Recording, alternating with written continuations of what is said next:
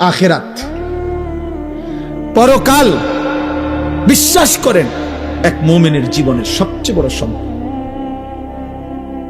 এক মুমিন যদি আখিরাতের বাঁধন থেকে ছুটে যায়, তার ঈমানের কিছুই আর থাকে না। ঈমানের কিছুই আর থাকে। আল্লাহ তাআলা ঈমানের প্রথম পরিচয় দিয়েছে আল্লাযীনা ইউমিনুনা বিল গায়ব,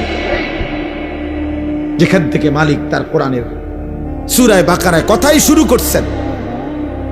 গায়েবের প্রতি ঈমান, সেই প্রথম মুত্তাকি। আর গায়েব মানে আমার চোখে অদেখা, অথচ আল্লাহ রসুলের কথা।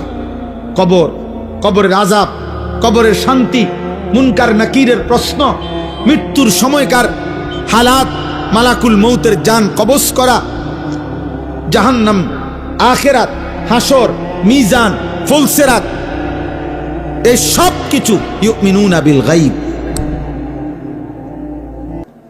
আল্লাহ তাআলা বলেন এটা যার মধ্যে আছে সেই মুত্তাকি, সেই মুমিন। তাহলে ঈমানের প্রথম সম্পদ, ঈমানের প্রথম নিয়ামত আমার রব যা বলেছেন, যদি আমি নাও দেখি, নাও শুনি, নাও বুঝি, আমার কল্পনায়ও যদি না আসে, তারপরেও বিনা শব্দে, বিনা বাক্যে শতভাগ মেনে নেওয়া আখিরাত।